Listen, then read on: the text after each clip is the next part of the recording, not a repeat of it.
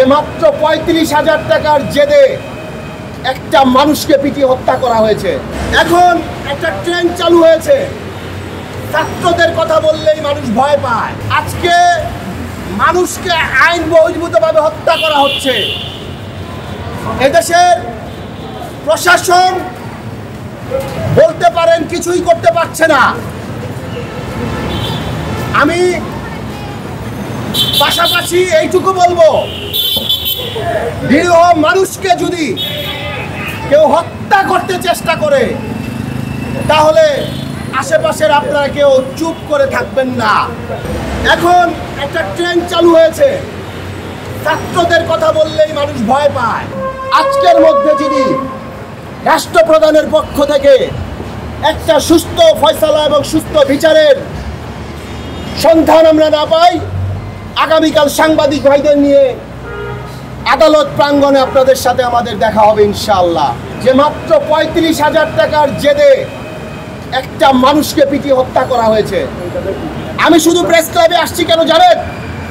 এই মানুষটার কেউ নাই বলে। আপনারা সামনে যারা আছেন এদের মধ্যে আমি বিশ্বাস করি ২-১ এতিম আছেন। আমি নিজেও একজন এতিম। যেই ছেলেটাকে নির্মমভাবে হত্যা করা হয়েছে, এই ছেলেটা যেন মৃত্যুর পরে অন্তত এইটুকু বলতে পারে, এতিমের পাশে দাঁড়ানোর জন্য বাংলার মাটিতে কয়েকজন এতিমও সবসময় বুক পেতে থাকে যে এতিমের পাশে আমরা থাকব। আমি বিশ্বাস করি আপনারা আমার সাথে এই মামলার শেষ অবধি থাকবেন।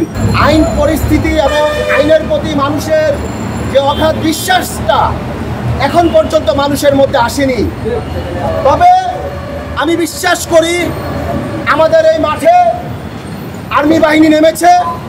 ওনারা যদি পুলিশকে সহযোগিতা করে এবং আর্মির সর্বোচ্চ পাওয়ার কাজে লাগিয়ে নিরীহ মানুষকে বাঁচানোর জন্য ওনারা সর্বোচ্চ চেষ্টা করবেন। সর্বোপরি কি চান?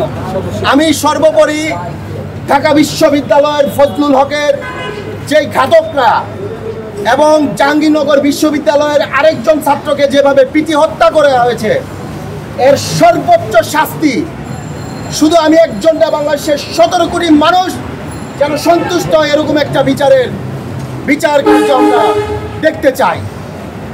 আমরা জানি সেটা হচ্ছে ২৪শে যে গণঅভ্যুত্থান ছাত্র যন্ত্রের মাধ্যমে হয়েছে। অন্তর্বর্তীকালীন সরকার কিন্তু গঠন হয়েছে, সে সরকার হাতে এখন দায়িত্ব। কিন্তু বিভিন্ন জায়গায় আমরা দেখতে পাচ্ছি ছাত্র সমাজ বা ছাত্র নামধারী কিছু লোক বিভিন্ন গ্রুপের নাম করে যে কাউকে ছাত্রলীগ ট্যাগ দিয়ে পেটানো হচ্ছে। এটা সাধারণ ছাত্রকে হয়তো ব্যক্তিগত রেলের কারণে হয়তো বা ট্যাগ দিয়ে পেটানো হচ্ছে। এই বিষয়গুলো আসলে কতটা ভয়ানক বলে মনে হয়? এই বিষয়টা আপনার ২০০৮-৯ সালের ক্রস ফায়ারের মতো আমার কাছে মনে হয়।